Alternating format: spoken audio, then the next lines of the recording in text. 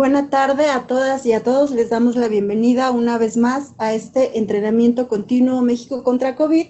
Y en el marco de este espacio, como ustedes saben, todos los martes y los miércoles tenemos nuestra primera jornada de fisioterapia en el paciente crítico. Y en esta ocasión, pues nos acompaña el licenciado en fisioterapia Benito Parra, y le damos la palabra a la fisioterapeuta Carolina Aguilera para que pueda presentarlo. Adelante, fisioterapeuta, por favor. Gracias, bienvenidos a todos. Gracias por seguirnos acompañando en esta primera jornada. El día de hoy vamos a aprender y a reconocer lo que es el miotrauma en el paciente mecánicamente ventilado. Nos va a estar acompañando el licenciado en fisioterapia Benito Parra. Él es fisioterapeuta adscrito al Hospital General de México en el área de cardiología y neumología. También está en la UCI COVID. Él es experto en ultrasonografía crítica, en ventilación mecánica y en rehabilitación del paciente crítico. Es parte del equipo de deglución y disfagia México también. Bienvenido, licenciado. Le cedemos la palabra. Hola, ¿qué tal? Buenas tardes, Carolina. Muchísimas gracias por la invitación, parte del Hospital General de Querétaro y también parte de la Secretaría de Salud. Pues muchas gracias por la invitación y esperemos que sea amena esta charla, ¿no? Y bueno, nada más como para que me confirmen una vez más en cuanto a compartir la pantalla y me confirmen si es que se ve mi presentación.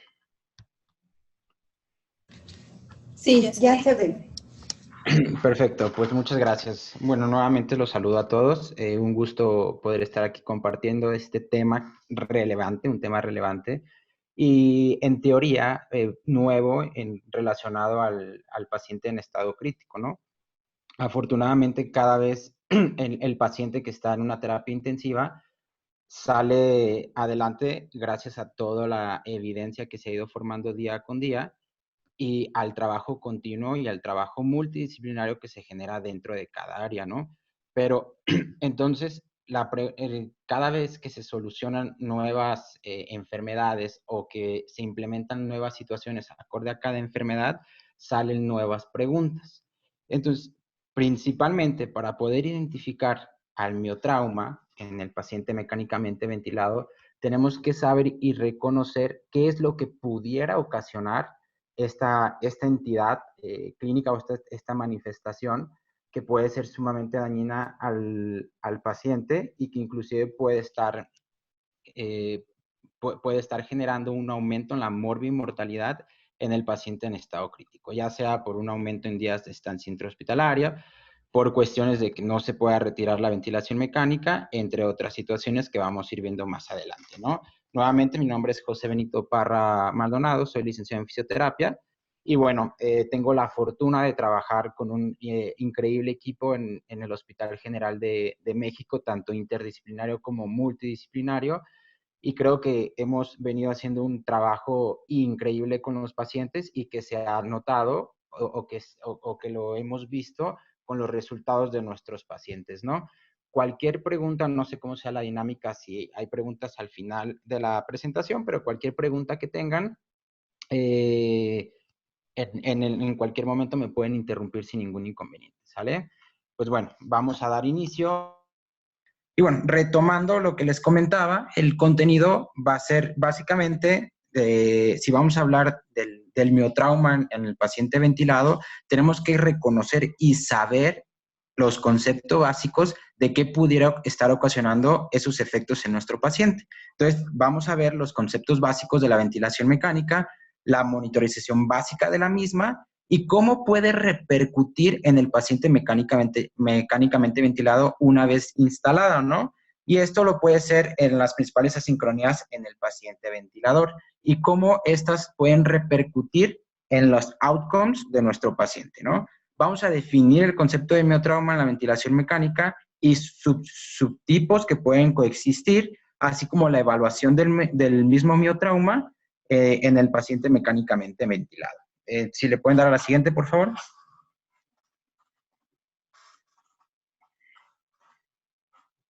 Dale otra, por favor.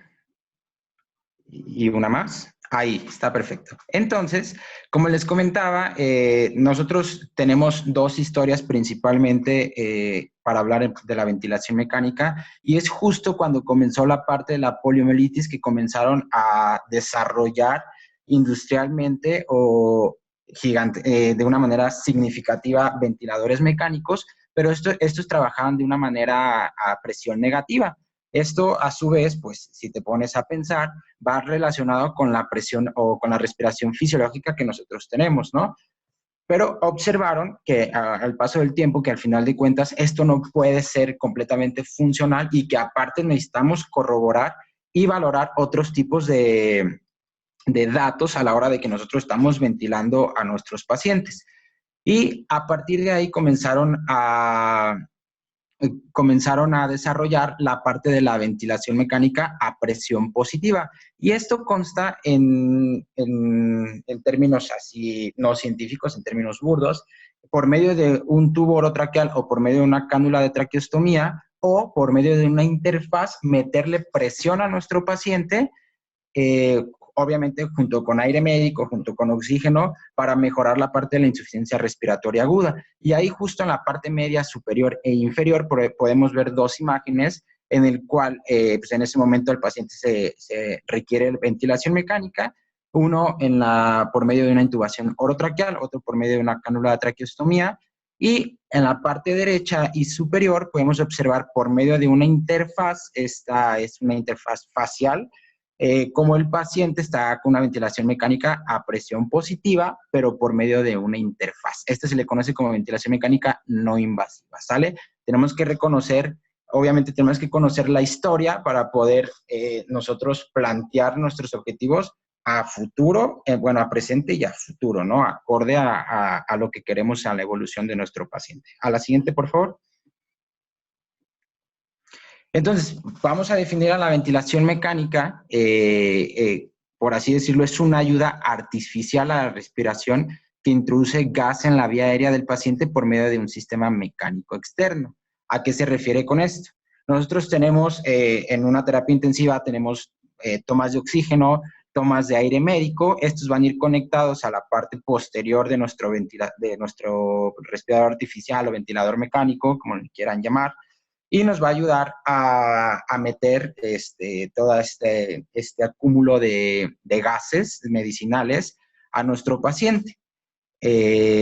¿Cómo lo va a ayudar a meterlo? Por medio de una presión positiva, ¿no? Y por medio de una interfaz. En estos casos pueden ser por una interfaz más invasiva, o una interfaz invasiva, ventilación mecánica invasiva, o una interfaz no invasiva, ¿no? La ventilación mecánica tiene como objetivo sustituir total o parcialmente la respiración de una manera espontánea.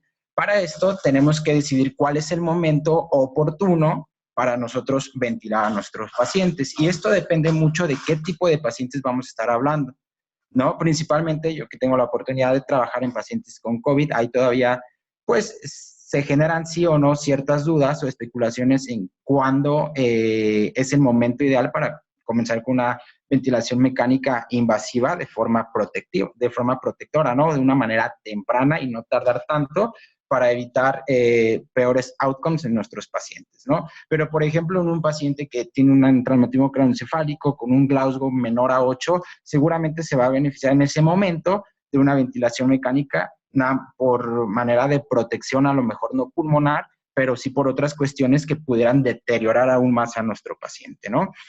Entonces, sí, tenemos que ponernos a pensar cuál va a ser el momento ideal de iniciar una ventilación mecánica invasiva o no invasiva y no retrasar la intubación. O sea, al final de cuentas, lo que nosotros que queremos es que a nuestro paciente le vaya mejor, le vaya de una manera, pues, fortuita, pero para eso sí tenemos que trabajar basado en la evidencia, en lo que va saliendo día a día, y obviamente conocer pues las bases de lo que tenemos en la terapia intensiva. A la siguiente, por favor.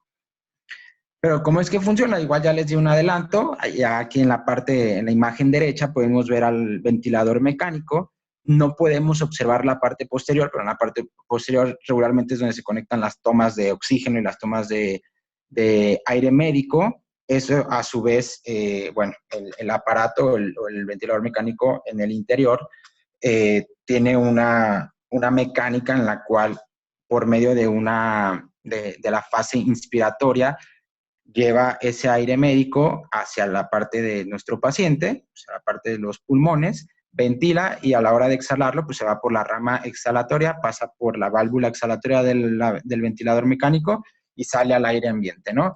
Entonces, más o menos es como funciona y ese es uno de los objetivos que queremos lograr en nuestros pacientes. Ventilar en ese momento a nuestro paciente para protegerle el pulmón. A la siguiente, por favor. Entonces, vamos a tener dos tipos de ventilación mecánica, tanto no invasiva como invasiva. Invasiva puede ser por medio de tubo orotraqueal o por cánula de traqueostomía. ¿Cuándo se va a definir principalmente en qué momento vamos a cambiar de un tubo orotraqueal a una traqueostomía? Pues bueno, eso va a depender mucho también del paciente, ¿no? Vamos a poner dos polos opuestos. En un polo vamos a poner a un paciente con un SDRA severo que seguramente va a tener una estancia prolongada en la terapia intensiva, pero que a lo mejor pudiera no llegar a requerir cánula de traqueostomía, porque a lo mejor se favorece con la intubación orotraqueal, con los parámetros ventilatorios que nosotros le vamos a programar, y a lo mejor lo podemos sacar más rápido que en un paciente con una lesión cerebral o con una hemorragia subaracnoidea, que seguramente va a tener mayor deterioro no pulmonar ni respiratorio, pero sí más en el centro, en centros como neurológicos, ¿no? Que van a repercutir directamente en la parte de la respiración y en la parte de mecanismos protectores de nuestra vía aérea. Y a lo mejor eso se van a beneficiar con una traqueostomía de manera temprana. Y eso se está hablando bastante, o ese término se habla bastante relacionado a cuándo es el momento oportuno o cuándo podríamos hablar de una traqueostomía temprana, ¿no? Entonces, sí tendríamos que ver y definir qué es una traqueostomía temprana, pero más que nada de definirla, ver en qué momento a nuestro paciente le va a ir muchísimo mejor colocarle ese dispositivo invasivo, ¿no? Y por otro lado, tenemos otra parte de la ventilación mecánica que es la no invasiva, que es por medio de una interfaz que puede ser nasal, nasobucal, facial o las helmet, que, bueno, lamentablemente no me ha tocado ver en México, que son los cascos faciales completos. Pero bueno, en esta imagen podemos observar que es una nasobucal, regularmente son las que vamos a ver en nuestros pacientes, y si han tenido la oportunidad de colocárselas, pues son sumamente, pues no te la llevas de lo mejor con estas interfaces, ¿no? ¿Qué es lo que queremos lograr principalmente colocando esta ventilación mecánica no invasiva?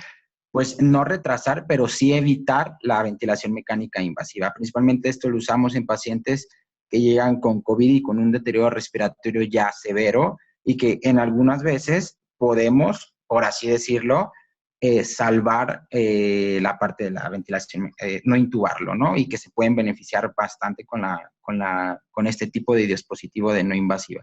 Hay otros tipos de pacientes que se pudieran beneficiar, como aquellos que tienen un EPOC exacerbado, o otras cuestiones que no vamos a tocar en este tema, porque pues no es nuestro objetivo, ¿no? A la siguiente, por favor. Entonces, ya que colocaste a tu paciente en una ventilación mecánica invasiva, por medio de un tubo orotraqueal o por medio de una cánula de traqueostomía, tenemos que reconocer que existen tipos de respiración, ¿no?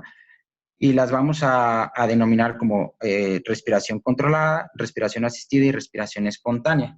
A la controlada, esa cual la vamos a definir como el paciente no va a realizar ningún ciclo respiratorio por él mismo. Todo va a depender de cómo nosotros programemos el ventilador mecánico. Y obviamente el paciente tiene que estar con ciertos fármacos para que pudiera estar esta relación de paciente-ventilador de la mejor manera, ¿no? Seguramente va a requerir un bloqueo neuromuscular o una sedación profunda, dependiendo del estatus en ese momento de nuestro paciente, ¿no? Y ahí es cuando se vuelve totalmente importante saber programar la parte de la ventilación mecánica para proteger el pulmón de nuestro paciente, ¿no? Entonces, bueno, ya tenemos esa parte que es el tipo de respiración de una manera controlada en la cual no va a participar para nada el paciente. Tenemos en la parte media, la vemos como un tipo de respiración asistida y esa la vamos a definir como aquella que el paciente la inicia, pero que el ventilador mecánico le va a ayudar con los parámetros programados en el ciclo respiratorio. Solamente se va a encargar de gatillar la parte, el inicio de la respiración. Y lo demás se va a encargar el ventilador mecánico. Estos pacientes son aquellos que seguramente ya no están con un bloque neuromuscular, que ya seguramente están emergiendo de la sedación y que poco a poco piensas en irlos pues evaluando para ver si ya están listos para el retiro de la ventilación mecánica.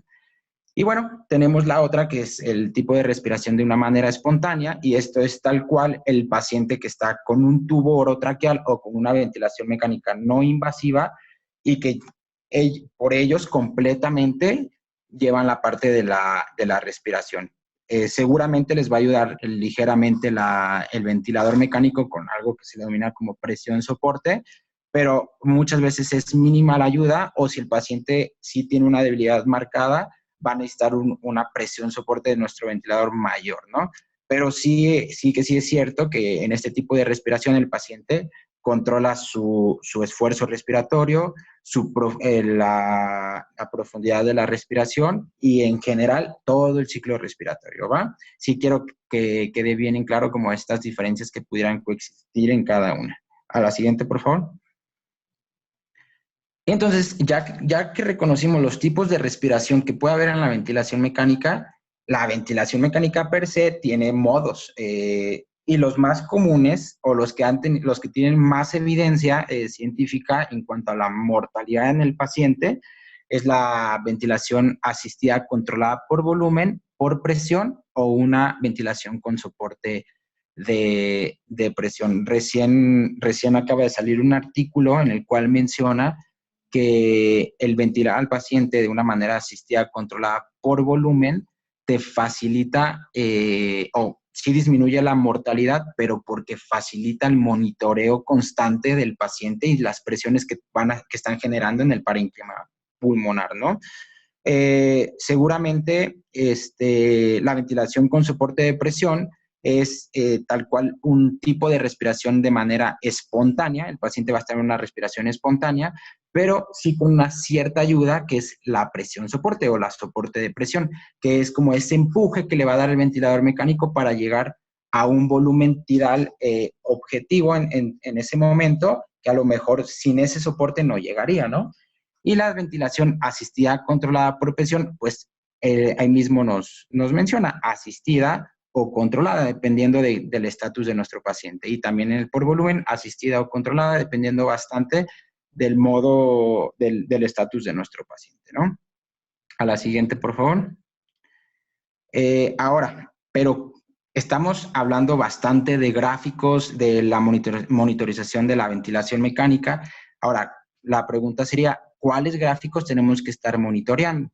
Y es que tenemos que tener en cuenta que vamos a tener, que lo que le vamos a entregar a nuestro paciente va a ser transpolable o lo vamos a poder transpolar a unos gráficos que ya estas generaciones del ventilador mecánico nos pueden dar. Si observamos en las imágenes que les enseñé anteriormente, pues observamos que está la parte de la ventilación mecánica a presión negativa, donde no observabas ningún gráfico. O las primeras generaciones de la ventilación mecánica, donde tampoco podrías observar ningún gráfico. Afortunadamente ahora nosotros podemos observar y objetivizar qué es lo que le estamos entregando a nuestro paciente. Y eso lo vamos a inferir con ciertos gráficos que pudiéramos estar observando en el ventilador mecánico. Y esos, puedes darle a la siguiente, por favor. Y luego a la siguiente. Y otra, por favor. Y esos gráficos nosotros tenemos que identificar en qué momento tenemos que cambiar o modificarlos para mejorar el outcome en ese momento de nuestro paciente y que no repercuta a largo plazo en la morbimortalidad de nuestro paciente. Dale a la siguiente, por favor. Ahora sí, ¿cuáles gráficos son los que vamos a tener que observar? Como lo vimos en los gráficos anteriores, aquí ya están transpolables, pero en dibujo, ¿no? Vamos a inferir que a nuestro paciente le vamos a entregar esa presión o ese aire médico junto con el oxígeno y lo vamos a entregar y eso va a generar ciertas presiones que lo vamos a tener en la parte superior, va a entrar a cierto flujo y eso que va a entrar, al final de cuentas va a generar un volumen en nuestro parénquima pulmonar. Entonces, en la gráfica superior vamos a tener la gráfica de presión sobre tiempo o centímetros de agua, que te estaría hablando de presión. En la gráfica del medio vamos a hablar de flujo sobre tiempo y estaríamos hablando de litros por minuto. Y en la de abajo, que está por rojo, estamos hablando de volumen sobre tiempo o mililitros sobre tiempo, ¿no? ¿Qué es lo que tenemos que observar? Como les comenté, a nuestro pulmón va a ingresar cierto volumen, ese cierto volumen va a ingresar con cierto flujo o cierta velocidad a nuestro parénquima pulmonar y ese volumen va a generar ciertas presiones en nuestro parénquima. Entonces, ¿qué es lo que tenemos que cuidar? Pues todo esto que les estoy mencionando, pero principalmente las presiones de nuestra ventilación mecánica. Y esto va a repercutir directamente en afecciones, pues principalmente en el tejido pulmonar o en tejidos alrededores de nuestro parénquima pulmonar, como viene siendo el músculo diafragmático, ¿va? ¿Puedes darle a la siguiente, por favor? Entonces, la ventilación es, por ejemplo, aquí estamos viendo una gráfica que es presión sobre tiempo y se las voy a explicar. Entonces, estamos hablando de centímetros de agua, que lo tenemos al lado izquierdo, y abajo tenemos tiempo. O sea, tendríamos que hablar que aquí estamos observando la gráfica de presión, ¿no? Entonces, la parte de la ventilación mecánica tiene variables y se le conoce como variables de fase, ¿no? Aquí podríamos inferir en qué momento del ciclado respiratorio está nuestro paciente. Entonces, en el apartado donde observan que es disparo, ahí es donde inicia el ciclo respiratorio. Cuando llegamos al límite es porque es la presión máxima que va a generar nuestra vía aérea y ya no va a entrar más a nuestro parénquima pulmonar y ahí se termina la parte inspiratoria. Entonces después viene la variable de fase de ciclado, es cuando ya comienza a caer esa presión límite y comenzamos con la fase exhalatoria, ¿no? Entonces, relativamente, pues está sencillo. Lo que tenemos que ver es cuándo inicia la respiración, ya sea fisiológica, controlada o asistida o espontánea, hasta cuándo llega al límite de esa respiración, cuándo termina y cómo es que regresa hacia la parte exhalatoria. A la siguiente, por favor. Entonces, en nuestro ventilador mecánico vamos a tener ciertas variables que tenemos que programar. Y una de ellas es principalmente, pues dependiendo en qué modo esté, ¿no? Si está en un modo controlado por volumen, controlado por presión o de una manera espontánea, va a depender bastante. Pero vamos a hablar que el paciente está sedado, que está con bloqueo neuromuscular, que tiene un síndrome de distrés respiratorio agudo severo, en el cual pues inclusive lo tenemos que tener pronado, etcétera, etcétera. Entonces, tenemos que programarle algo que es súper importante, que es el volumen tidal. Es como por ahí los libros mencionan, ¿qué es lo que te mencionan los libros? ¿No? Que el volumen corriente de todos es de 500 mililitros aproximadamente, lo cual pues es una mentira, pero al final de cuentas tienen que generalizarlo, ¿no? Nosotros tenemos que sacar el volumen tidal, el volumen corriente de nuestro paciente de acuerdo a la talla o al peso predicho del mismo, ¿va? Entonces, por ejemplo, yo que mido 1,80 o 180 centímetros, probablemente a mí me toquen entre 380 o 450 mililitros, dependiendo a cuántos mililitros por kilogramo vaya vaya a programar la parte del volumen tidal, ¿no? Tenemos que programar también el disparo o trigger, y esto al final de cuentas es la sensibilidad que tiene que generar el ventilador mecánico o que tiene que generar el paciente para que pueda desencadenar el ciclado respiratorio. Tenemos que tener una relación IE que es de 1 a 2. Nosotros de una manera fisiológica regularmente respiramos tenemos una relación inspiración-expiración de 1 a 2. Y obviamente esto cambia bastante en si nosotros hacemos una actividad física o si estamos con nuestro metabolismo basal, en cama, acostados o dormidos, va a variar bastante, ¿no? Y esto va a depender mucho, va a ir mucho de la mano con la frecuencia respiratoria que vayamos a programar a nuestro paciente. La frecuencia respiratoria regularmente va de 12 a 22 o de 12 a 20, pero también es cierto que se programa mucho al CO2 objetivo de nuestro paciente, ¿no? Que queremos en ese momento. Algo que es sumamente importante, y esto va a repercutir de una manera directa en el miotrauma del paciente, es la PIP o el PIP, ¿no? Ya la RAE menciona que se puede decir la PIP o el PIP, no hay ningún inconveniente con ello. Que es la presión positiva al final de la aspiración, que esto se va a encargar, o lo podemos transpolar como si fuera la capacidad residual funcional en nuestro parénquima pulmonar, ¿no? Al final de cuentas, un paciente que está mecánicamente ventilado pierde la capacidad residual funcional y, bueno, el PIP se va a encargar de mantener esta parte y que los alvéolos no se colapsen completamente, ¿no?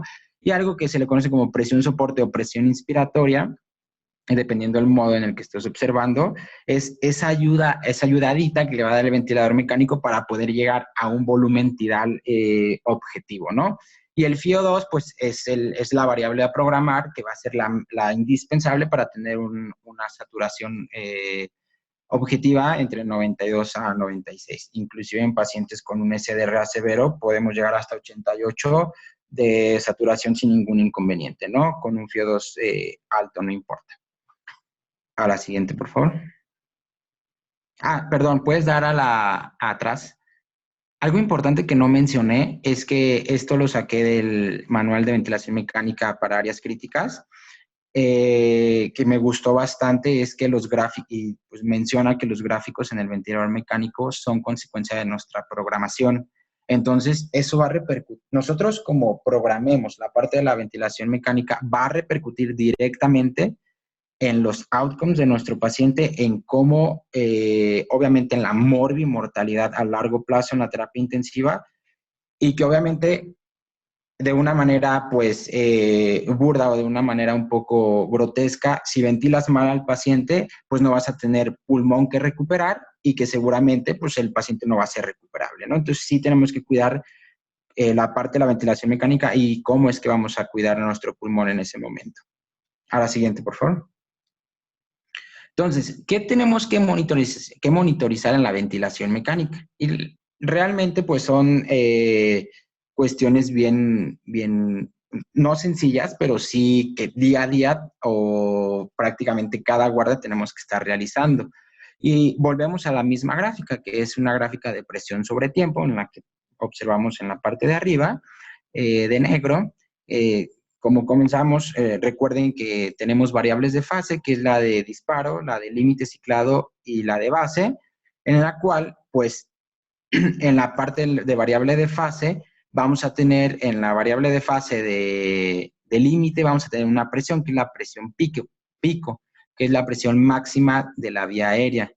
Esta obviamente tiene que estar por debajo de 35 centímetros de agua. Se ha visto que si sobrepasa esta presión, aumenta la mortalidad del paciente, pero también tenemos que observar el porqué de la situación o el por qué se está aumentando esta presión. Seguramente podría ser por un broncoespasmo, porque el tubo orotraqueal se tapó, etcétera, etcétera. Recuerden que es la presión máxima de la vía aérea.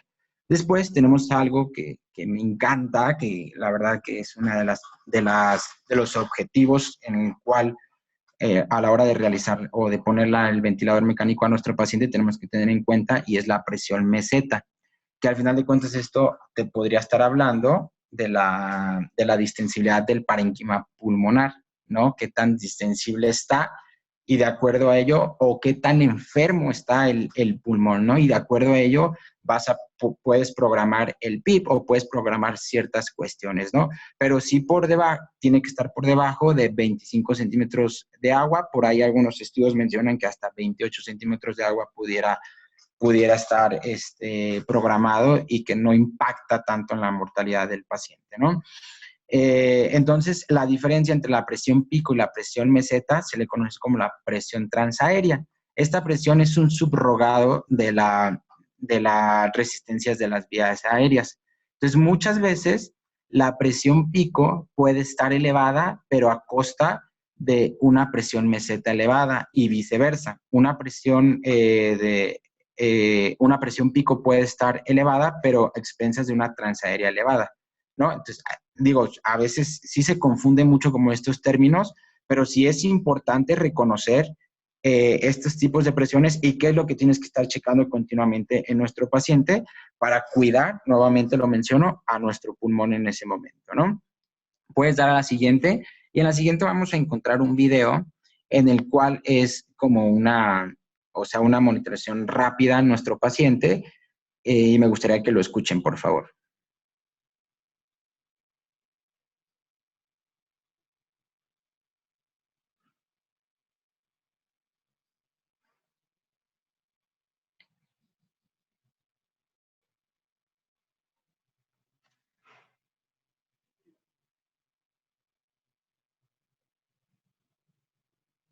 No se escucha, me parece, ¿verdad? No, vamos aquí a mover aquí algo a la configuración. Denos unos segundos, licenciado. Gracias.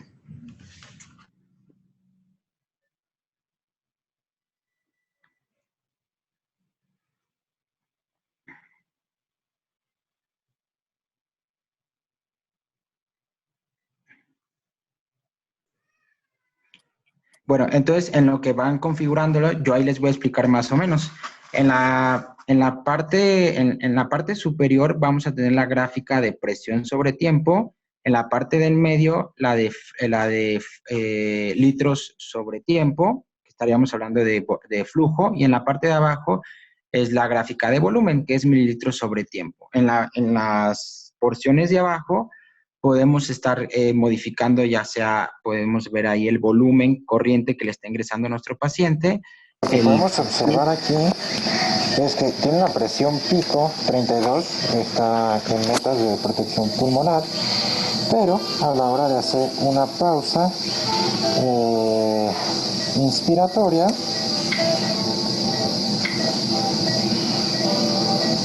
podemos ver bien que la presión pico está en 31, pero la meseta se va hasta 19. Entonces la diferencia es una transaérea de 11. Ya vimos todas las cuestiones por las cuales el paciente pudiera tener una transaérea de 11, pero todavía no nos cuadra bien la cosa. Aunque los parámetros estén en metas, no sabemos si también es cuestión del ventilador. Y algo curioso, bueno, no es curioso, es obvio, si lo pasamos al modo presión, asisto control por presión, mejoran notablemente las presiones picos, ¿no? Eso es obvio por la modalidad, pero por eso les pregunto qué show. Ahí se ve un poquito como de secreciones. Bueno, entonces, comentarles que regularmente, siempre en cada turno, deben de estar realizando o objetivizando estas cuestiones en las presiones generadas en la vía aérea y observando bien el por qué. Aquí sí nos volamos la cabeza respecto a este caso, porque no tenía ni un broncoespasmo, no estaba el tubo tapado, pero seguramente era una paciente con una talla chica. Me parece que medía como unos 55 y tenía un tubo orotraqueal del número 8. Entonces, seguramente esto estaba generando una transaérea elevada, ¿no? Entonces, bueno, son cuestiones que tenemos que estar checando en la parte de la ventilación mecánica y que siempre tenemos que estar evaluando, ¿no? Continuamente. A la siguiente, por favor. Entonces, ya vimos que podemos evaluar a nuestro pulmón de una manera gráfica o de lo que podemos observar de acuerdo a las gráficas de la ventilación mecánica, pero también hay otra situación que se le conoce como el poder mecánico, ¿no? Si nosotros ya vimos que evaluando ciertas presiones en nuestro parénquima pulmonar podemos disminuir la mortalidad, ciertos artículos han mencionado que evaluando el poder mecánico, o sea, qué tanta fuerza, de acuerdo a las presiones que estamos generando en nuestro tejido pulmonar, cómo va a ser el poder mecánico de acuerdo a los joules que le vamos a estar entregando, ¿no? Entonces, ¿cómo podemos hacer esta diferencia entre presiones que le vamos a ingresar a nuestro pulmón, pero aparte, cómo lo podemos como transpolar, ¿no? Presiones y fuerza, o joules. Y bueno, para eso se realizó esta fórmula en la cual pues es 0.098, que es como la constante de joules, por la frecuencia respiratoria, por el volumen tidal que le está ingresando en ese momento al paciente, o por la presión pico menos la meseta menos la driving pressure entre dos, ¿no? Entonces, se observó, en los artículos, aquí podemos ver una línea de Kaplan-Meier o una línea de supervivencia, que en este estudio mencionan que a mayor tiempo se observó una mortalidad mayor en pacientes que estaban ventilados con mayor a 22.4 joules. O sea que las presiones seguramente estaban demasiado elevadas, la frecuencia respiratoria en ese momento para los pacientes eran demasiado elevados y el volumen tidal también. Entonces, a partir de aquí, bueno, también otras personas mencionan que el poder mecánico no es transpolable al paciente en estado crítico, pero seguramente en algunos casos bien seleccionados podríamos como identificarlo y reconocerlo, en el cual nos podría ayudar, pues, en cierta parte para demostrar o disminuir la mortalidad en este momento al paciente, ¿no? Igual se los comento de una manera rápida, el poder mecánico podríamos hablarlo buen ratote, pero sí quisiera comentarles que de esta manera también podríamos evaluar de una manera rápida y significativa qué tanto le está entregando en ese momento esas presiones o nuestro ventilador mecánico al paciente, ¿no? A la siguiente, por favor. Seguimos, por favor. Entonces, ahora, ya que reconocimos de una manera general la parte de las variables de fase, cuándo comienza un ciclado respiratorio, las gráficas de la ventilación mecánica que existen al menos, tenemos que reconocer que dentro de la monitorización de la ventilación mecánica, tenemos que reconocer que existen ciertas asincronías. Entonces, igual aquí lo quise como unir las variables de fase con las asincronías, en el cual podemos observar que una variable de fase, en la fase de disparo, donde comienza la parte de la respiración, podemos tener asincronías que vienen siendo desde el disparo inefectivo, autociclado y disparo demorado. En la parte de la variable de fase de límite podemos encontrar la sincronía de flujo. En la parte de ciclado, un ciclado prematuro o un ciclado tardío. Y en la parte de base, podemos observar un doble disparo, un disparo reverso o una sincronía de base, ¿no? Entonces, no nos vamos a meter a redundar tanto en cada tema, pero sí me gustaría como dejarles esa espinita de que existen este tipo de asincronías, que este tipo de asincronías repercuten mucho en los outcomes de nuestros pacientes a corto, mediano y a largo plazo. Si nosotros dejamos esas sincronías del paciente ventilador, seguramente no les va a ir también a largo plazo y aumentamos la morbimortalidad de nuestro paciente. ¿Ok? Hay una frase que mencionan y que me gusta bastante, es, si se fijan, es asincronías o ventilación mecánica, paciente ventilador. Entonces, aquí estamos dándole énfasis a que nosotros tenemos que como manipular el ventilador mecánico pero para el confort de nuestro paciente, para que sea lo mejor posible la parte de la ventilación mecánica, ¿no? La siguiente, por favor. Entonces, ya metiéndonos de lleno, la ventilación mecánica por sí puede generar cierto beneficio obviamente en la lesión aguda del pulmón en ese momento, pero también si no lo sabemos manejar, o también la misma parte de la ventilación mecánica te puede generar ciertas lesiones, y esto se le conoce como VILI, Ventilator Induced Lung Injury, se le conoce por sus siglas en inglés, pero bueno, tenemos que reconocer que hay bastantes, ¿no? Y una de ellas es el volutrauma, que para fines prácticos lo vamos a definir como un aumento de volumen exagerado en nuestro paciente, en el cual lo estamos ventilando más de lo que es capaz sus pulmones, y obviamente pues eso va a generar pues lesiones en el parénquima pulmonar, ¿no? Tenemos otra parte que es el barotrauma, que si nosotros nos pasamos de las presiones que les comenté, como la presión pico, la presión meseta, la presión transaérea, están elevadísimas, están fuera de parámetros de protección pulmonar, seguramente va a estar generando una lesión asociada a la ventilación mecánica. Otra que es el atelectrauma, que es esta lesión asociada a la capacidad residual funcional que les comenté, y que nosotros tendríamos que indicar un adecuado PIP en nuestro paciente, una presión positiva al final de la expiración, para evitar ¿cómo les puedo comentar? Como una lesión cíclica de los alvéolos, en el cual si nosotros no adecuamos un PIP de la mejor manera para nuestro paciente, seguramente sus alvéolos van a estar inflándose y desinflándose, inflándose y desinflando, y eso puede repercutir en que se lesione mucho más la parte alveolar, ¿no? Otro que está descrito, pero que todavía no está como bien evidenciado científicamente hablando, es la PECILIA, o la lesión autoinfligida en el mismo paciente, ¿no? Que a lo mejor por un drive respiratorio aumentado y por una respiración espontánea se esté lesionando aún más el tejido pulmonar. Todavía seguramente se requieren más estudios clínicos aleatorizados para demostrar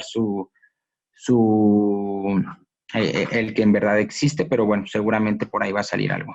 Y bueno, tenemos otras, que es el biotrauma, el ergotrauma, pero el que nosotros podemos observar justo arriba es el miotrauma, y es esta lesión directa en el músculo respiratorio, y principalmente en el músculo diafragmático, que gracias a esta lesión puede repercutir en el paciente drásticamente, que va desde una debilidad, desde una parálisis, hasta que una complicación extrema en la cual no podamos retirarla de la ventilación mecánica, porque simple y sencillamente el músculo diafragmático se lesionó y ya no, difícilmente puede salir adelante, ¿no?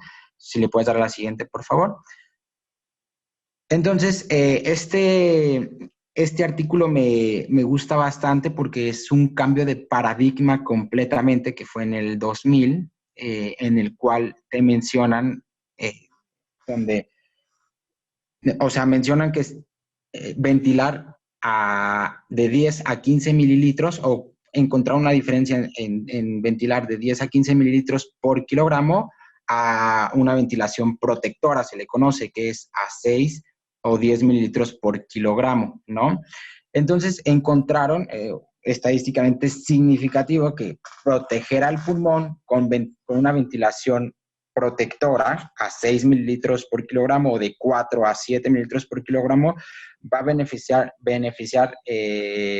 a nuestro paciente y en los outcomes que pudiera tener en la terapia intensiva, ¿no? Entonces, digo, se los dejo aquí, me gustaría que le dieran una leidita, la verdad es que está súper bueno. Y bueno, con esto me gustaría como comenzar a hablar en el siguiente tema, si le pudieras dar, por favor. Entonces, aquí es, como les comenté, comenzaron ya con el término de ventilación mecánica protectora, gracias a un volumen tidal bajo, pero sí, vamos a cuidar a nuestro pulmón, vamos a cuidar las presiones que genera la parte de la ventilación mecánica, vamos a dejar descansar a nuestro pulmón, pero, digo, ¿cómo podemos evitar la parte de la debilidad diafragmática? Pero para conocer la debilidad diafragmática tenemos que conocer la parte de la debilidad adquirida que pudiera ocasionar una estancia intrahospitalaria. ¿Pudieras darle la siguiente, por favor?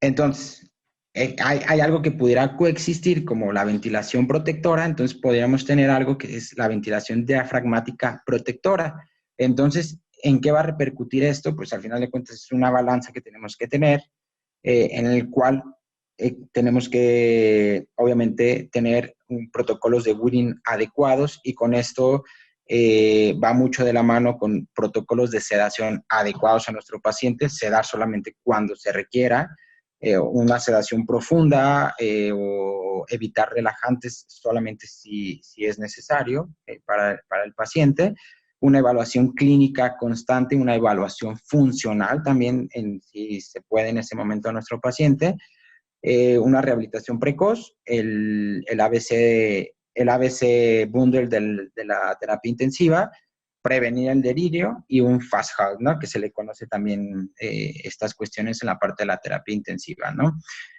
Todo esto va a repercutir o va a tener una repercusión directa en que nuestro diafragma o que nuestros músculos en sí no se lesionen y no se debiliten, ¿no? A la siguiente, por favor. Entonces, hay un artículo que me llama bastante la atención que salió en el 2017, que es, te dan 10 tips para una sedación adecuada en la terapia intensiva, y esto va mucho de la mano en cuándo sí tienes que sedar a tu paciente, o sea, lo tienes que sedar, planchar con bloqueador neuromuscular, e inclusive cuidar en ese momento el pulmón, ni modo, va a repercutir obviamente en la parte de musculatura, pero ni modo, ahorita lo que queremos es que el paciente viva, ¿no? Entonces, de esa manera lo vamos a poder realizar. A la siguiente, por favor. Entonces, el paciente en estado crítico va a tener, pues al final de cuentas se va a sentir solo, como este paciente que podemos observar aquí, que viene la ola de 50 metros, pero viene lleno de debilidad adquirida en la terapia intensiva, de trabajo no multidisciplinario, de una ventilación mecánica prolongada, de una neumonía probablemente asociada a la ventilación mecánica, de sedación continua innecesaria y de inmovilidad prolongada también que venga, ¿no? Y esto obviamente va a repercutir muchísimo más en el miotrauma que pudiera estar generando, asociado a la estancia intrahospitalaria, pero también la parte de la ventilación mecánica en el paciente, ¿no? ¿Puedes darle la siguiente, por favor? Entonces, ya técnicamente vamos a hablar no del miotrauma, pero sí de una entidad clínica que se le conoce como la debilidad adquirida en la unidad de cuidados intensivos, ¿no? Seguramente ya lo han de haber hablado muchísimo y ya son expertos en esto, pero sí es cierto que tenemos que saber identificarla y saber que es una disminución de la fuerza muscular en general asociada a una atrofia. Es una afectación neuromuscular bilateral y simétrica, y se va a desarrollar luego del comienzo de una enfermedad crítica, sino otra causa identificable. Esta entidad clínica va a preservar los nervios craneales y suele manifestarse de manera bilateral en las extremidades con hiporreflexia o arreflexia. Aquí hay que tener bastante cuidado, porque si el paciente dentro de la terapia intensiva a lo mejor ingresa por una sepsis generalizada, y obviamente eso repercutió a que tuviera una estancia prolongada en la terapia intensiva, a lo mejor por algún motivo u otro requirió ventilación mecánica, pues obviamente pudiera estar asociado a una debilidad adquirida en la unidad de cuidados intensivos, pero esto fue derivado al comienzo de una enfermedad crítica, ¿no? Pero sí tenemos que tener en cuenta, y nos ha pasado bastante, no bastante, pero sí hemos tenido como ciertos pacientes en nuestra unidad que ingresaron por el COVID sí, por la neumonía de SARS-CoV-2, ingresaron, tuvieron una estancia intrahospitalaria larga, pero que seguramente también tuvieron debilidad adquirida en la unidad de cuidados intensivos, pero coexistió con un síndrome que se le conoce como síndrome de Guillain-Barré. Entonces, muchas veces tenemos que tener cuidado si en realidad estamos ante una entidad clínica caracterizada por una debilidad adquirida en cuidados intensivos o por otra entidad clínica o ya por una enfermedad per se que pudiera estar ocasionando una debilidad o una inmovilidad asociada a él, ¿no? La siguiente, por favor.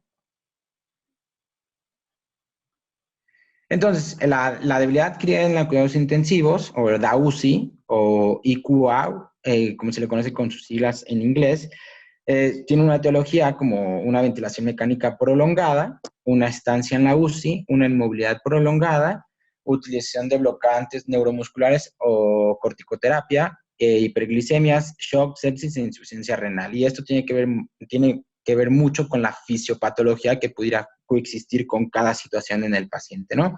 Pero principalmente a lo que nos va a atañer en este momento es la ventilación mecánica prolongada y la inmovilidad prolongada. Y algo que sí les quiero comentar y que les quede bien en claro es que hay una relación de 2-1 en cuanto a la debilidad muscular distal y debilidad respiratoria. O sea, que tú intubas al paciente y a las 6 horas ya hay manifestaciones de que el diafragma, el músculo diafragmático, ya tiene lesiones por sí o asociadas a la ventilación mecánica. Y eso pudiera repercutir en debilidad asociada a la ventilación mecánica. Entonces, ¿qué se debilita primero? El diafragma o los músculos respiratorios, ¿va? A la siguiente, por favor. A la siguiente, otra.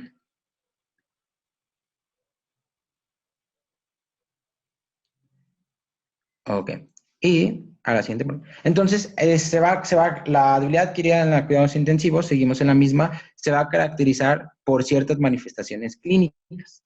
Por ahí, no sé si han escuchado que dicen, tiene una polineuromiopatía del paciente crítico. Al final de cuentas es lo mismo. Debilidad adquirida en la unidad de cuidados intensivos engloba en una polineuropatía y una miopatía. ¿En qué se va a diferenciar en cada una?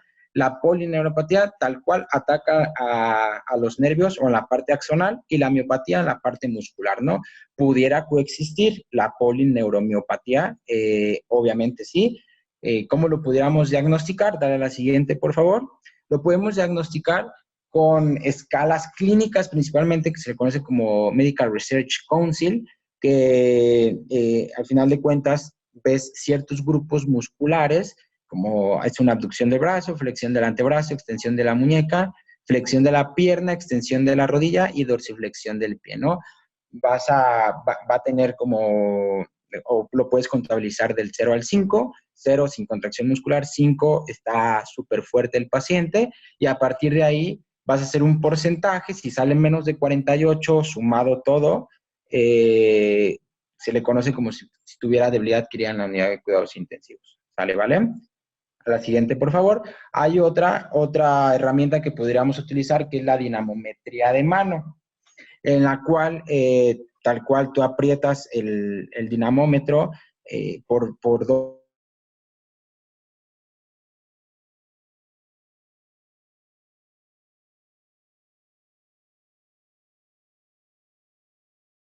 Y la mujer que tiene menos de 7 kilogramos de presión de mano, le pudieras inferir que tiene debilidad asociada a la estancia intrahospitalaria. ¿Cuál es el límite que tiene este uso de la dinamometría? Es que pues, el paciente tiene que ser cooperador. Pero entonces, si el paciente realmente no puede moverse, está despierto, ¿cómo podrías evaluar realmente? Entonces, por ahí tenemos unas pruebas un poco más específicas, que es la electromiografía, ¿no? Que al final de cuentas puede ser electromiografía o electromiografía de superficie, ¿no? Que pudieras estar checando realmente cuál es el daño, si es axonal, muscular o coexisten ambos, ¿no? A la siguiente, por favor. Entonces, por ahí hay esta imagen que te dice, ok, sí, ya checaste la debilidad adquirida en la terapia intensiva, viste que a lo mejor sí está débil de ciertas extremidades, pero todavía está con la ventilación mecánica, es una ventilación mecánica prolongada, no lo puedes destetar y te está observando, te dice, sí, güey, pero yo estoy aquí, ¿por qué no me haces caso? ¿No? Entonces, por ahí hay una frase que menciona que solamente ve lo que uno conoce, ¿no? Entonces, sí tendríamos que estar checando, obviamente, qué es lo que está pasando con este diafragma, y aquí ya nos vamos a meter de lleno a lo que viene siendo el miotrauma. ¿Puedes darle la siguiente, por favor? Entonces, este artículo me parece que es una narrativa, una revisión narrativa que habla tal cual de la disfunción diafragmática en ventilación mecánica, cómo puedes evaluarlo y cuáles son las implicancias clínicas y los outcomes de nuestros pacientes. Y bueno, por ahí mencionan que la debilidad y disfunción específica del diafragma ocurre aproximadamente en el 60% de los pacientes mecánicamente ventilados, y su presencia ha sido asociada con un winning prolongado y mayor riesgo de mortalidad. O sea que si tu paciente está débil del diafragma, seguramente puede tener todos los criterios listos para extubarlo, pero seguramente va a llegar el punto donde se va a cansar y no va a poder mantener una respiración espontánea y va a fallar a la extubación, ¿no? La siguiente, por favor. Entonces, ¿cómo podríamos definir al miotrauma diafragmático? Es un conjunto de interacciones inadecuadas entre el paciente y el ventilador mecánico, la cual resulta en daño muscular y pérdida de la capacidad para generar fuerza o debilidad diafragmática. Y esto tiene un contexto bastante enorme, porque cuando estás hablando de interacciones entre el paciente y el ventilador, estás hablando tenemos que ver cuál es el estatus del paciente. Tenemos que ver cómo está ventilándose en ese momento el paciente. Tenemos que ver cuál es el objetivo de la sedación de nuestro paciente. Tenemos que observar si el paciente está generando respiraciones espontáneas o no, o tiene automatismo, tiene un drive respiratorio elevado, tiene un daño per se ya asociado a la ventilación mecánica y que eso no lo está dejando evolucionar de la mejor manera. Entonces, tenemos que ver todo el contexto de nuestro paciente, ¿no? Por ahí dio una charla el licenciado Diego que me gustó bastante, que habló de los vasopresores y cómo repercutían esto en la debilidad del paciente. Entonces, obviamente, si el paciente requirió grandes cantidades de vasopresores porque en la etapa aguda de la enfermedad tuvo un deterioro hemodinámico importante, seguramente el outcome de nuestro paciente en este momento, que a lo mejor ya está despierto, que logró vencer la enfermedad, seguramente va a mostrar una debilidad y que pudiera coexistir con una debilidad distal, tanto axial, ¿no? Entonces, tenemos que estar checando todo eso. A la siguiente, por favor.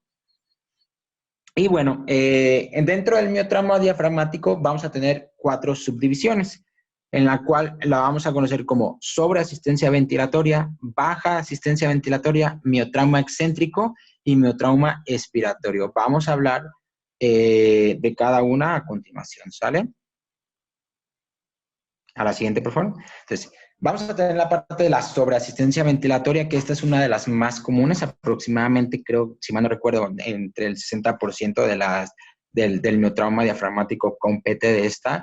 Y esto se relaciona mucho con un esfuerzo inspiratorio insuficiente del paciente con un soporte ventilatorio excesivo. Y esto a su vez va a traer una disfunción metabólica, un desbalance entre la síntesis y degradación proteica a nivel mitocondrial. Y tenemos que ponernos a pensar, si el paciente tiene un esfuerzo inspiratorio insuficiente, ¿por qué? Porque está débil el diafragma, porque perdió la capacidad contráctil, porque a lo mejor las miofibrillas o los discos Z no tienen la mejor capacidad para juntarse y activar de una mejor manera el diafragma, porque a lo mejor perdió fibras tipo 1, que son las que están principalmente en el diafragma, etcétera, etcétera, etcétera. Y aparte, si tú le pones un soporte ventilatorio excesivo a nuestro paciente, recordemos que hablamos de una parte que te va a estar ayudando a mejorar o a meter más volumen, que es la parte de la presión soporte, que es la ayudadita que le va a meter el ventilador mecánico. Bueno, no vas a dejar que el músculo realice su función, porque lo vas a, de una forma muy borda decirlo, lo vas a volver flojo, ¿no? Por así decirlo. Entonces, esta es una de las más comunes. ¿Cómo lo tenemos que resolver? Se ha visto que, obviamente, disminuyendo el soporte ventilatorio excesivo, puede mejorar la parte del esfuerzo inspiratorio del paciente. Ahora, también podemos ver que en la parte de la variable que podríamos que tendríamos que modificar o que podemos modificar en el ventilador mecánico, hay uno que se conoce como disparo o trigger, recuerdan que lo comenté. Muchas veces esto, y yo he visto en algunas ocasiones, lo ideal es que esté de 1 a 3 litros por minuto en el ventilador mecánico. Muchas veces, por cuestiones de que se manejó en ese momento hacia el paciente, lo suben y obviamente el paciente tiene que generar mayor presión para vencer esa fuerza o esa fuerza, bueno, tiene que generar mayor fuerza para vencer esa presión del ventilador mecánico, y va a llegar un momento donde ese esfuerzo inspiratorio ya que trae y que está asociado, obviamente va a llegar a cansarse y que puede perjudicar la parte del esfuerzo inspiratorio insuficiente del paciente, ¿no? A la siguiente, por favor. Entonces, la pregunta sería, ¿cuál es el mínimo esfuerzo que se necesita realizar o que necesita realizar el diafragma para evitar atrofiarse? Esta pregunta todavía no he encontrado yo tal cual una respuesta, pero seguramente tendríamos que buscar la opción en la cual el paciente sí tenga su drag respiratorio ni bajo ni muy elevado, sino normal, y que pueda estarse acoplando al ventilador mecánico para que pueda llevar una respiración lo más fisiológica posible. Ese sería como nuestros objetivos, ¿no? A la siguiente, por favor. La otra que tenemos es una baja asistencia ventilatoria, y es que el soporte ventilatorio que nosotros le podamos meter al paciente nos va a disminuir el trabajo respiratorio. Entonces, esto se va a traspolar a un drive respiratorio elevado y una lesión por sobrecarga. En otros términos, el paciente todavía no está listo probablemente para una modalidad espontánea, porque seguramente el músculo diafragmático está débil, o hay otras cuestiones que coexisten que no permiten que el paciente pudiera tener una respiración de una manera espontánea, ¿no? Y tendríamos que evaluarlo y tenemos que encontrar la razón. A la siguiente, por favor. Y una que es de las que más me encantan y de las que más me he puesto a investigar, que es el miotrauma excéntrico. Muchas veces, y no solamente en la unidad de cuidados intensivos, sino en la parte deportiva, sino en la parte de trauma, etcétera, etcétera, se ha visto que obviamente una contracción excéntrica no es dañina ni nada, pero sí es mucho más fácil que un músculo se lesione en una actividad de una manera excéntrica, ¿no? Y esto lo podemos transpolar fácilmente en los pacientes, en los deportistas que están generando una actividad vigorosa y que de repente se tocan en la parte posterior del muslo porque realizaron una actividad excéntrica, el músculo no estaba preparado para esa actividad y obviamente se lesionó. Y entonces imagínense estos pacientes que están estos deportistas que están fuertes, transpolémoslos al paciente que está con un deterioro enorme de su capacidad vital, de sus funciones vitales. Bueno, obviamente si están generando contracciones excéntricas, seguramente va a dañar, ¿no? Va a dañar al músculo y va a generar mayor lesión en las miofibrillas, va a generar mayor lesión endotelial, etcétera, etcétera. Y esto al final de cuentas va a repercutir en un daño asociado a que el músculo se debilite, ¿no? Y que pierda la capacidad contráctil. La siguiente, por favor. Otro concepto también se le conoce como un miotrauma expiratorio, y esto tiene que ver mucho con la presión positiva al final de la expiración que nosotros le coloquemos a nuestro paciente en el momento, ¿no? Seguramente habrá pacientes que se beneficien de un elevado PIP, pero habrá pacientes que no, y eso lo tendremos que estar evaluando, pero eso no es ahorita del tema, ¿no? Pero sí comentarles que al final de cuentas el movimiento normal del diafragma es de una manera longitudinal y de una manera transversal. Longitudinal, un vaivén hacia arriba y hacia abajo, como a la hora de la inspiración y a la hora de la expiración, pero también tienen que juntarse esas miofibrillas o esos discos Z para generar una contracción concéntrica, ¿no?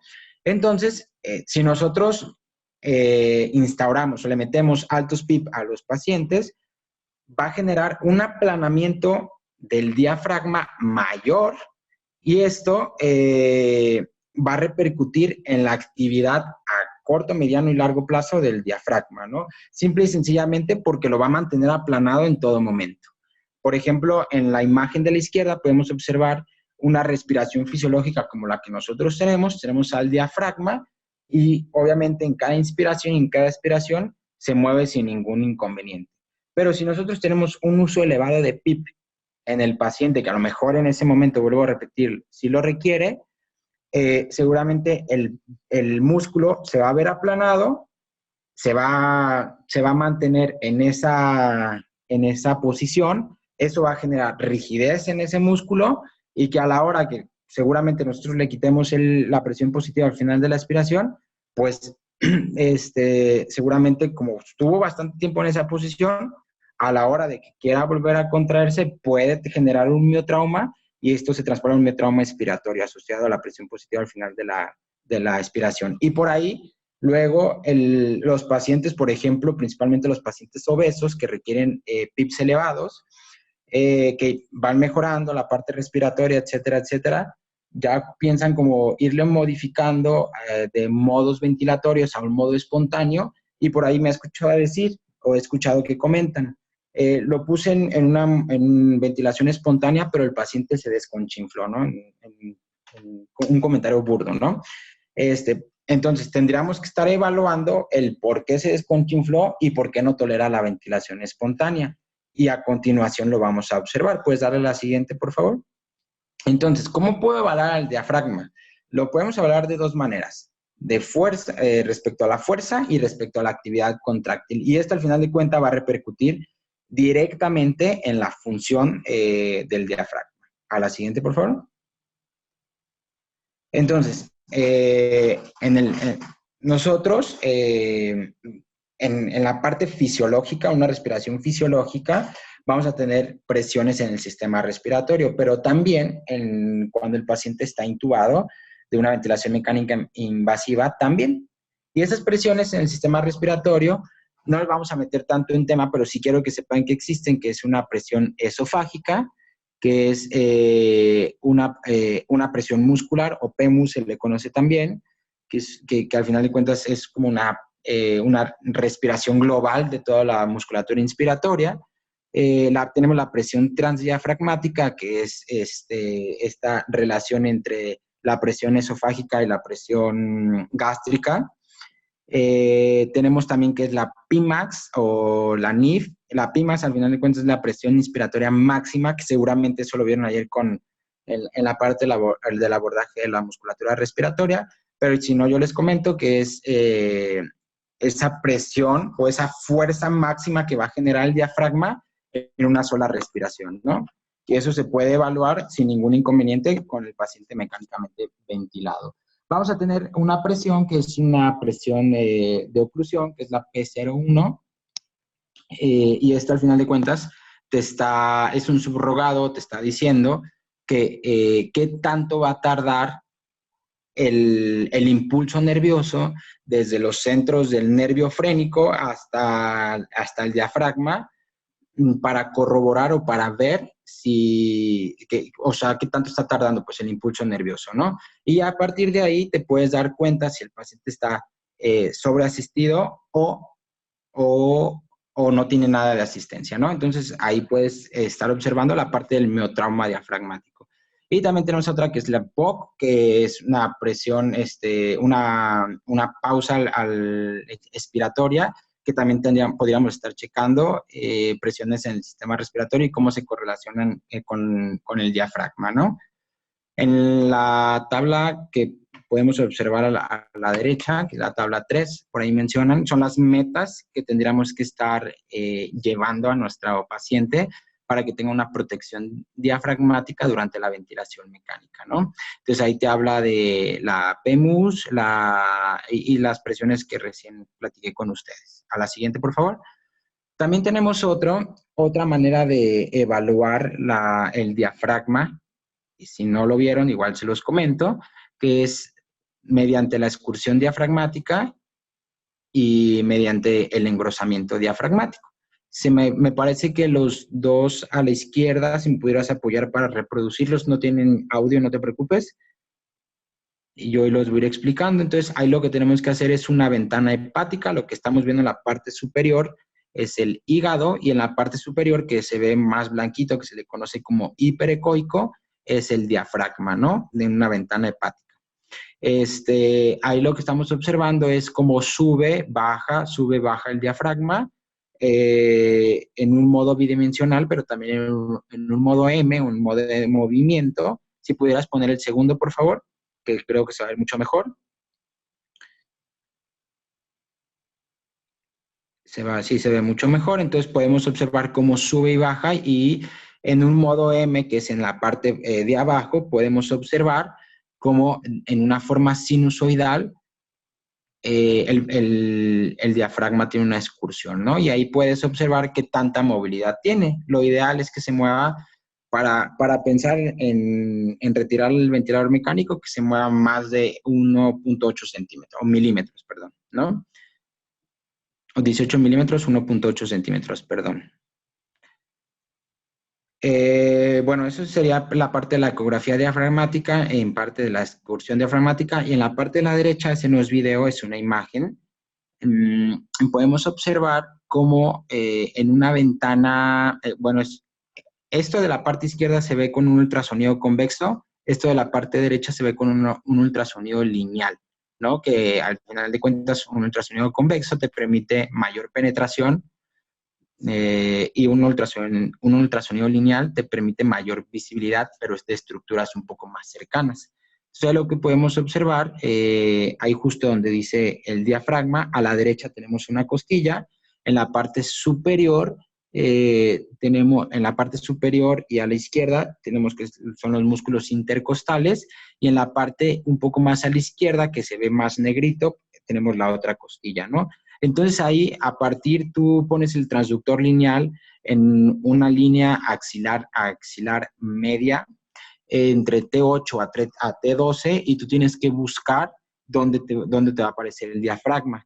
A partir de ahí, tú tienes que, de un modo bidimensional, tienes que ponerlo en un modo M, como se ve en la parte de abajo, y ahí es donde se ven como esas gráficas donde estás monitoreando, o esos puntitos, es el final de la inspiración y el final de la expiración, y a partir de ahí tú haces como un porcentaje relacionado a qué tanto se está engrosando el diafragma a la hora de respirar y qué tanto se está relajando a la hora de expirar, ¿no?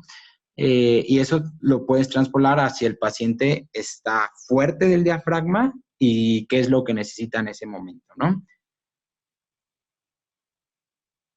A la siguiente, por favor. Entonces, hasta aquí sería todo por parte del tema.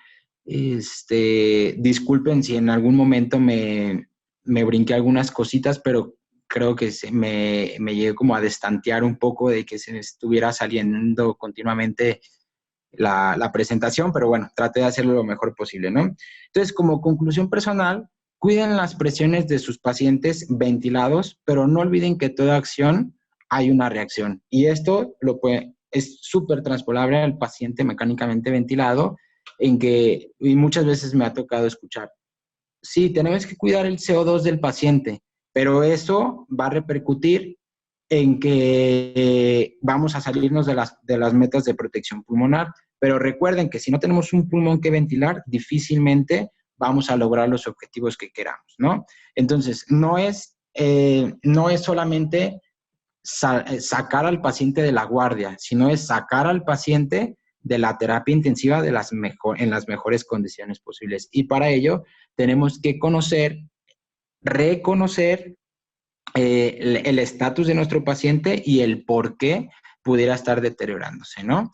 Entonces, por mi parte, el día de hoy sería todo. La verdad es que es un tema sumamente complejo. Traté de hacerlo lo más sencillo posible, sin redundar tanto, pero cualquier duda que tengan, pues estoy aquí para resolverlo sin ningún inconveniente. Muchas gracias, licenciado Parra. Les recordamos a los participantes que es una sesión a micrófono abierto, por lo que si ustedes quieren hacerle algún comentario o alguna pregunta lo pueden hacer por medio del chat o levantando su mano desde su plataforma y nosotros les activaremos su micrófono. Mientras, licenciado, ya tenemos aquí algunas preguntas en el chat. Aquí tenemos una pregunta del usuario Ana Cecilia que nos comenta: ¿qué otros parámetros o factores debemos tocar en cuenta para poder intubar a un paciente, además de la movilidad diafragmática en el eco? A ver, ¿me la pudieras repetir, por favor? Es que se trabó. Sí, claro que sí, licenciado.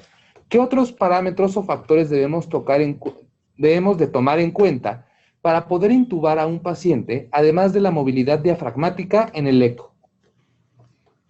No, o sea, no trato de entender muy bien la pregunta o no la entiendo. No sé si la pregunta es, ¿qué debemos de tomar en cuenta a la hora de intubar, nada más? Sí, así es. Ok. Entonces, pues como lo comenté desde un principio, o sea, tenemos que tomar en cuenta bastantes situaciones. Por ejemplo, te voy a poner una parte o un contexto, ¿no? Tenemos un paciente que ingresa por infección de SARS-CoV-2, COVID-19, en el cual tiene una neumonía hasta el momento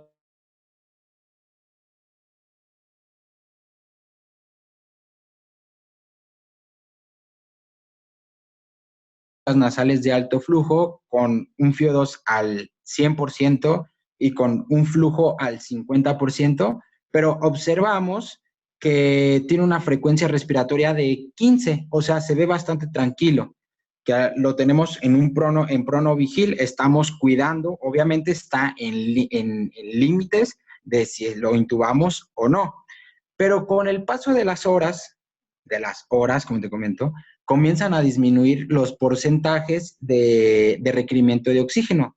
A lo mejor ingresó con nosotros a las 11 de la mañana y a las 3 de la tarde ya está con un FIO2 al 70% y con un flujo de 45 de 40. Entonces, esto te estaría hablando de que seguramente se está beneficiando con las cánulas nasales de alto flujo y con el pronovigil y seguramente no requiere una intubación orotraqueal o una intubación temprana, ¿no?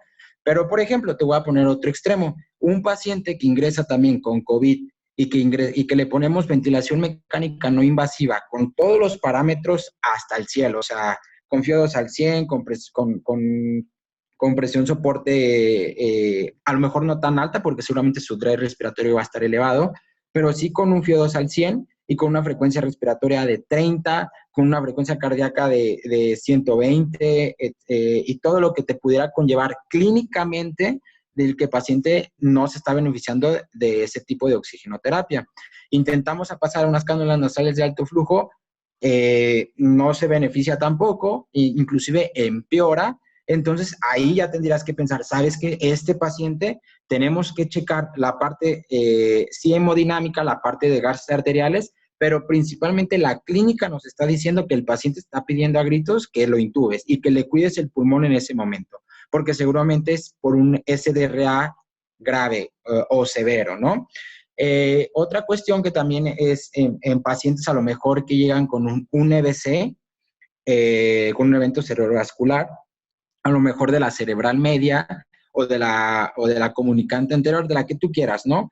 Y a lo mejor seguramente es hemorrágico, es un evento hemorrágico, donde a lo mejor eso está generando una hipertensión intracraneal y eso está repercutiendo en el estado neurológico de nuestro paciente. Entonces, tú lo que tienes que proteger en ese momento es la vía aérea. Seguramente va a llegar con un Glasgow menor a 8 y sí o sí tienes que proteger la vía aérea y lo tienes que intubar, ¿no? Entonces, son situaciones distintas en las cuales tienes que decidir si vas a intubar o no. Y esto va mucho de la mano con las insuficiencias respiratorias que existen, que es la insuficiencia respiratoria tipo 1 o tipo 2, que es hipoxémica o hipercápnica. Tienes que saber tratarlas y saber cuándo intubar y cuándo no. Pero recuerda que siempre la clínica manda en cuanto a tus decisiones. Muchas gracias, fisioterapeuta Parra. Aquí también tenemos otra pregunta de Abigail Rivera. ¿En qué caso se puede presentar una contracción excéntrica del del diafragma, o cómo puedo determinar que mi paciente está realizando una contracción excéntrica del mismo. Claro, de hecho en la presentación tenía un video y se me pasó ponerlos, pero bueno, te lo explico sin ningún inconveniente. Una contracción excéntrica del diafragma se le conoce dentro de las sincronías del paciente, de las sincronías de la ventilación mecánica, se le conoce como trigger reverso, ¿no? Entonces, esto se le conoce técnicamente como una contracción refleja del diafragma asociado a una entrada de aire, ¿no?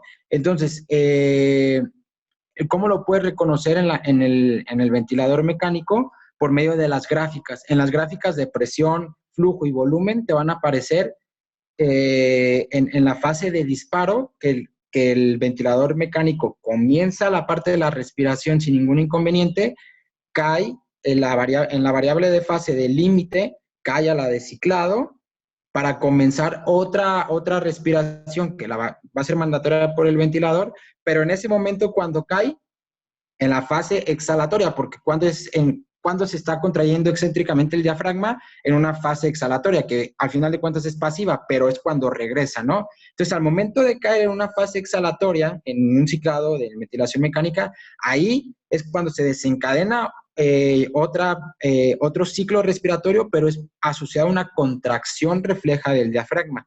Esto se ve principalmente en pacientes con una sedación profunda y que a lo mejor lo que está ingresando en ese momento al paciente, ese volumen, esas presiones, está generando ese doble disparo, ¿no? Y se pueden corregir por medio de modificar el tiempo inspiratorio, por medio de modificar la frecuencia respiratoria o ajustar la sedación inclusive. Perfecto, muchas gracias, licenciado. Aquí tenemos otra pregunta de Saraí Teosol. Ella nos comenta lo siguiente.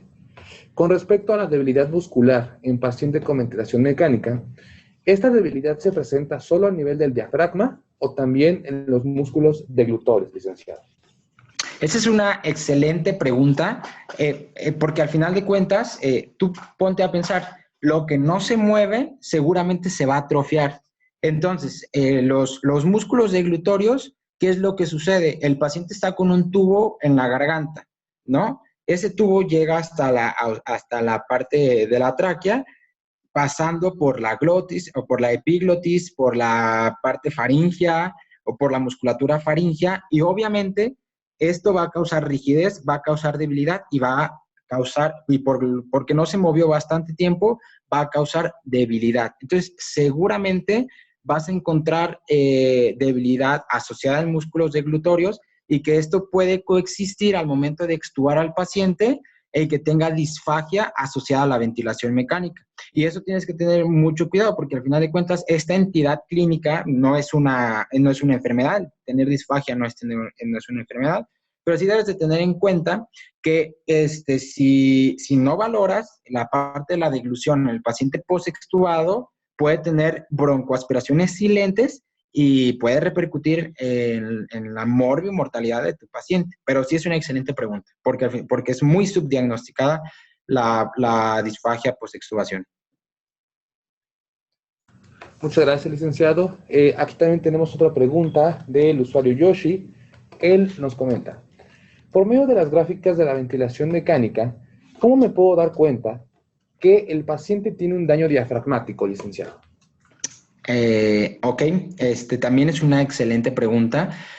En los apartados de la ventilación mecánica hay algo, por ejemplo, en nuestros ventiladores mecánicos, nosotros tenemos en herramientas avanzadas, tenemos un apartado que dice NIF, que es Negative Inspiratory Force, ¿no? Por sus siglas en inglés, que es esfuerzo inspiratorio negativa.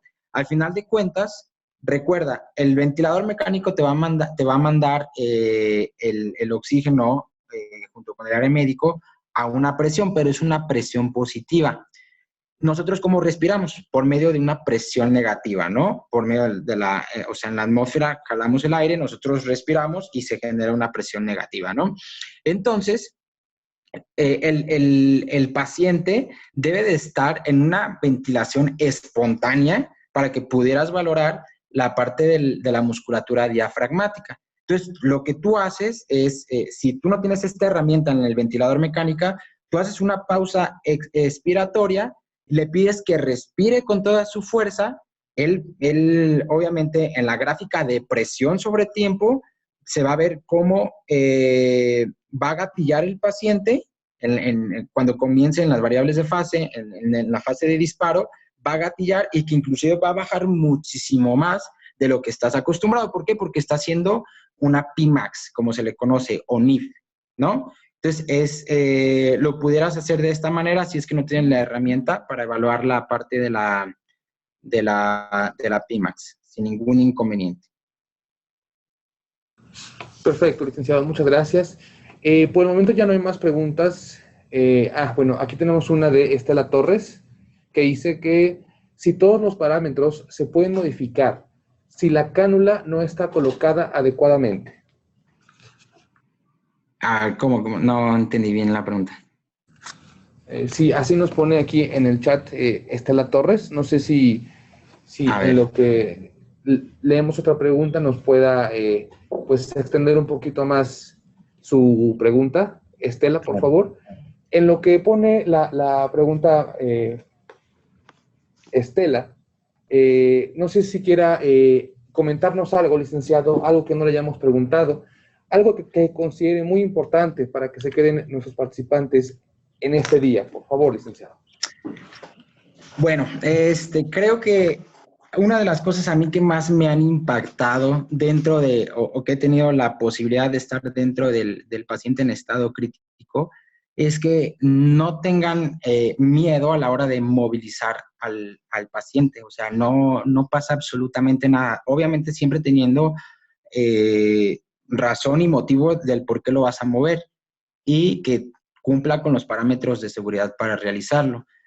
Yo les quiero comentar, pues, en la primera ocasión que tuve la oportunidad de ingresar a terapia intensiva, que fue hace como 5 años, me parece, 5 años y medio, pues la verdad es que sí estaba con miedo. Y aparte, o sea, ya viendo como en ese momento, sí era como que, sí, o sea, pensando si era como que a lo mejor no le convenía mover ese paciente en ese momento, ¿no? Porque recuerdo tal cual los pacientes que yo tenía en esa terapia intensiva. Pero bueno, o sea, al final de cuentas, eso te va generando experiencia, te va generando mayor información y comentarles que también algo que tendríamos que comenzar a hacer, y es una invitación para todos los que estén interesados en la terapia intensiva, es sí comenzaría con una especialidad que justo se está trabajando en eso, pero también comenzar a formar mayor evidencia científica aquí en México.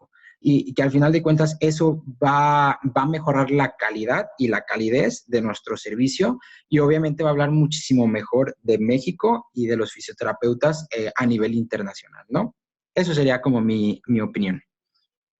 Sí, muchas gracias. También tenemos otra pregunta de Karen. Ella pregunta, ¿estos parámetros se manejan igual en un pediátrico o lactante? No, se manejan completamente distintos. Yo te soy honesto, la verdad es que es un área completamente distinta. Para mí, yo lo respeto completamente.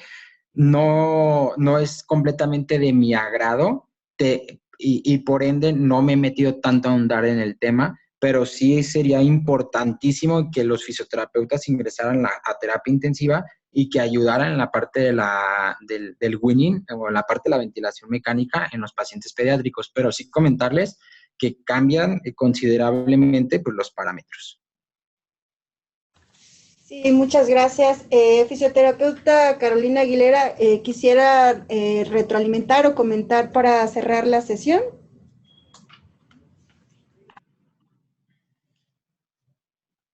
Sí, muchas gracias. Solo de la pregunta, licenciado, era la que había quedado un poco pendiente, era que si todos los parámetros que nos están mostrando el ventilador mecánico se modifican si la cánula no está colocada adecuadamente.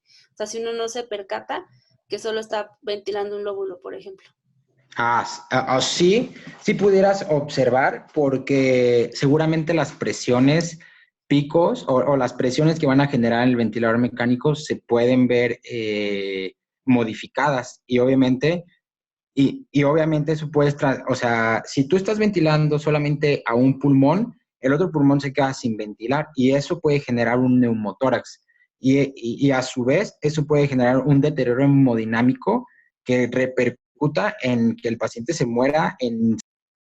Entonces, seguramente te vas a dar cuenta que el paciente se está ventilando unilateralmente, aparte de que tienes que evaluar clínicamente, o sea, tienes que observar el parénquima pulmonar, o sea, no tal cual el parénquima pulmonar, pero sí tienes que observar la ampliación y amplexación del sistema respiratorio, a que ambos pulmones estén ventilando adecuadamente. Tienes que corroborar de manera auscultando los pulmones para poder evaluar si es que está ventilando o no. Y obviamente te podrías dirigir en cuanto al ventilador mecánico, pero no es la única manera con la que te vas a dar cuenta que el paciente tiene una intubación selectiva. Muchas gracias, licenciado. Pues ya al no haber más preguntas, le agradecemos muchísimo su excelente ponencia del día de hoy. Tiene muy buenos comentarios, se lo agradecemos mucho. Vamos a continuar la siguiente semana, el día martes. El tema que vamos a ver va a ser fisioterapia intensiva, una herramienta para la salud pública. Básicamente nos va a permitir ver el impacto, ¿no?, del trabajo que se hace en la UCI a nivel poblacional. Y va a estar a cargo de la licenciada en fisioterapia, quien es especialista en salud pública, Dalia Sayán Lugo García. Por mi parte, pues es todo. Les agradezco mucho también al INSABI